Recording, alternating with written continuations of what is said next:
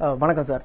அதாவது இப்போ இந்த உச்சநீதிமன்ற தீர்ப்பை நீங்க எப்படி பாக்குறீங்க? மேலும் 500 மீட்டருக்கு உள்ளாக இந்த நெடுஞ்சாலைகள் இருக்கிற கடைகளை அகற்றணும்னு சொல்லிட்டாங்க. ஆனா சில நிபந்தனைகளும் இருக்கு. 220 மீட்டர் தொலைவு பக்கத்துல இருக்கிற அந்த தொலைவிலையும் வைக்கலாம், டாஸ்மாக் வைக்கலாம். ஆனா அது 20,000 பேருக்கு குறுகிய மக்களாக இருக்கணும் அப்படின்னு ஒரு இது இருந்துட்டு இருக்கு. இதை நீங்க எப்படி பாக்குறீங்க? அது உச்சநீதிமன்றம் ஒரு சமூக அக்கறையோடு மதுவினால் ஏற்படக்கூடிய தீமைகள், சாலை விபத்துகள், மது அருந்துவிட்டு வாகனம் ஓட்டுவதால் ஏற்படக்கூடிய விபத்துகள், இதை கருத்திலே கொண்டு ஒரு நல்ல தீர்ப்பை வழங்கியிருக்கிறது. இதை நடைமுறைப்படுத்த வேண்டும். இந்த தருணத்தில் அரசு ஒரு பொறுப்புணர்ச்சியோடு, ஒரு சமூக அக்கறையோடு உச்சநீதிமன்றம் எந்த நோக்கத்திற்காக இந்த தீர்ப்பை வழங்கியதோ அதை நிறைவேற்றும் வகையில் அவர்களுடைய செயல்பாடுகள் இருக்க வேண்டும். குறிப்பாக தேசிய நெடுஞ்சாலை, மாநில நெடுஞ்சாலை பகுதிகளில் இருக்கக்கூடிய மது கடைகளை 31ஆம் தேதிக்குள்ளாக அகற்ற வேண்டும் என்று உச்சநீதிமன்றம் சொல்லியிருக்கிறது.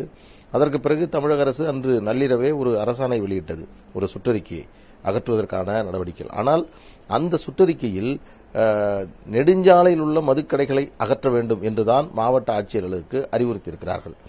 முதலில் தமிழக அரசு 500 மீட்டர் இடைவெளி உள்ள பகுதிகள் எது, 220 மீட்டர் இடைவெளி உள்ள பகுதிகள் எது என்பதை அறிவிக்க வேண்டும், நோட்டிஃபை பண்ணணும். எந்தெந்த பகுதிகள் 220 மீட்டர், எந்தெந்த பகுதிகள் 500 மீட்டருக்கு அப்பால் வைக்க வேண்டிய பகுதிகள் என்பதை அவர்கள் வரையறுக்க வேண்டும்.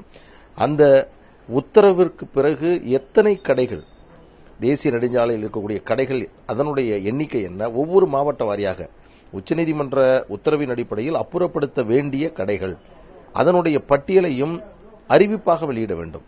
ஏதோ என்ன நடக்கிறது என்று தெரியாமல் பல இடங்களில் கடைகள் போகிறது. இன்னும் தொலைக்காட்சியில் பார்க்கின்ற பொழுது 100 கடைகள் போய்விட்டது, 50 போய்விட்டது, 100 போய்விட்டது என்ற மகிழ்ச்சியில் இருக்கிறோம்.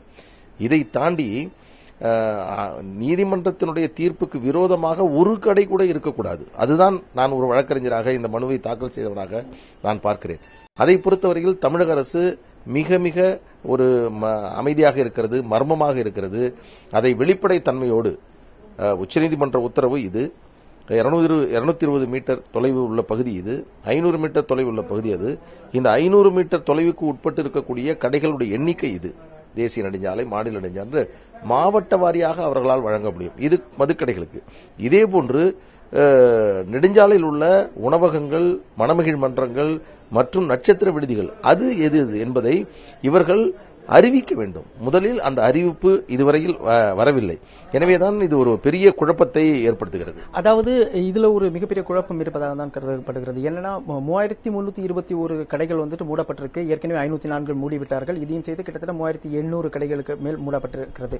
ஆனால் இந்த உணவகங்களில் இருக்கிற உணவகங்கள், ரெஸ்டோ பார்னு சொல்லக்கூடிய இந்த கேளிக்கை விடுதிகளில் இருக்கக்கூடிய இந்த பார்களை குறித்து ஏதாவது அறிவிப்பு இருக்கா? இது குறித்து நீங்க என்ன பாக்குறீங்க? மேலும் இதை நம்ம ஒரு பெரிதுபடுத்தும் விதமாக இல்லை. ஏன்னா நம்ம சாலைகள்ல போகும்போது பல இடங்கள்ல பல விடுதிகள் இருக்கு. இதுல அட்டாச் பார்ஸ் இருந்துட்டு இருக்கு. இதை பற்றி ஏதாவது தீர்ப்புல கூறியிருக்காங்களா? அதாவது தீர்ப்பு தெளிவுபடுத்திருச்சு. எந்த விதிவிலக்கும் உணவகங்களாக இருந்தாலும் நட்சத்திர விடுதியாக இருந்தாலும் விதிவிலக்கு இல்லை என்பதை தீர்ப்பு தெளிவுபடுத்திவிட்டது. நகர்ப்புறம், கிராமப்புறம் என்றும் விதிவிலக்கு இல்லை என்பதையும் நீதிமன்றம் தெளிவுபடுத்திவிட்டது. தமிழக அரசு தாக்கல் செய்திருக்க அந்த அறிவிப்பிலே FL2, FL3, FL3A போன்று அந்த உரிமங்கள் ரத்து செய்யப்படுகிறது என்பதையும் தமிழக அரசு சொல்லியிருக்கிறது. ஆனால் 500 மீட்டர் உள் இருக்கக்கூடிய பகுதிகள் இது, ஒரு மாவட்டத்தில் தேசிய நெடுஞ்சாலை, மாநில நெடுஞ்சாலை இருக்கக்கூடிய பகுதிகள் எது, இதை சொல்ல வேண்டும். இதில் மக்கள் என்ன பார்க்கிறார்கள் என்று சொன்னால், இது மாநில நெடுஞ்சாலை என்று தகராறு செய்கிறார்கள். பிறகு அது இல்லை என்கிறார்கள். 320 மீட்டர் இருக்குது, 220 மீட்டர் இருக்கு, பல்வேறு குழப்பங்கள் நிகழ்ந்து கொண்டிருக்கிறது. இதில் ஒரு மெத்தனமாக இருந்து தற்பொழுது மக்களிடம் இருக்கக்கூடிய மிகப்பெரிய எதிர்ப்பு இருந்து கொண்டிருக்கக்கூடிய வேளையில் இதை கொஞ்சம் அமைதி காத்துவிட்டு பிறகு அதே இடத்தில் நடத்திவிடலாம் என்று தமிழக அரசு நினைப்பதை போன்றுதான் இது தோன்றுகிறது. இது கடைகள் அப்புறப்படுத்துவது தொடர்பாக.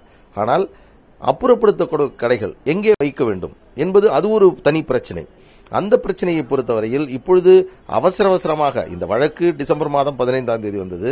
மார்ச் 31 கால நீட்டிப்பு காலம் வழங்கப்பட்டது. ஆனால் இதற்கான எண்ணிக்கை 3321 என்பதை உச்சநீதிமன்றத்தில் தமிழக அரசு தான் சொன்னது, டாஸ்மாக் நிறுவனம் தான் சொன்னது. இத்தனை கடைகளை நாங்கள் அப்புறப்படுத்தி ஆக வேண்டும் என்று சொன்னது. அப்படி என்றால் அவர்களிடம் அந்த புள்ளி விவரம் இருக்கும். இதற்கு மாற்று வழிகளை அவர் தேர்வு செய்வார்கள். இந்த தேர்வு செய்யப்படுகின்ற பொழுது பின்பற்ற வேண்டிய விதிகள், அதாவது Tamil Nadu liquor retail vending rule என்று சொல்வார்கள். அந்த விதியின்படி 50 மீட்டர் 100 மீட்டர் வழிபாட்டு தலங்கள், கல்வி நிறுவனங்கள் மற்றும் குடியிருப்பு பகுதிகள் என்றால், நகர்ப்புறங்கள் என்றால் 50 மீட்டர், கிராமப்புறங்கள் என்றால் 100 மீட்டர் தொலைவில் அமைய வேண்டும் என்பது ஒரு விதி. அந்த விதி பின்பற்றப்பட வேண்டும்.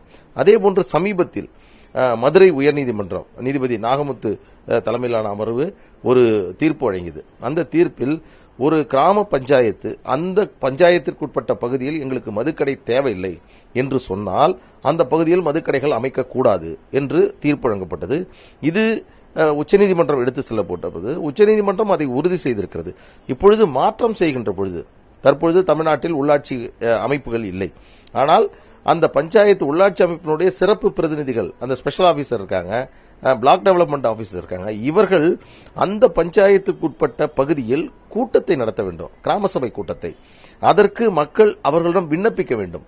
இப்பொழுது கடையை மாற்றுவதற்கான ஒரு முயற்சி இது. என்ன, மக்களை விழிப்புணர்வு செய்ய வேண்டும், மக்களுக்கு இதை தடுப்பதற்கான வழிமுறைகளை சொல்ல வேண்டும் என்பதற்காக இந்த கருத்தை நான் சொல்கிறேன்.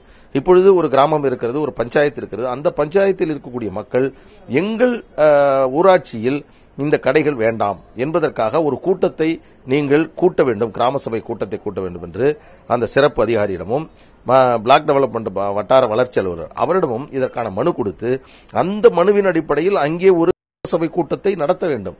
அந்த கூட்டத்தில் எங்களுக்கு தேவையில்லை என்று ஒருமனதாக தீர்வு செய்யப்பட்டால் அந்த இடத்தில் கடை வைக்கக்கூடாது.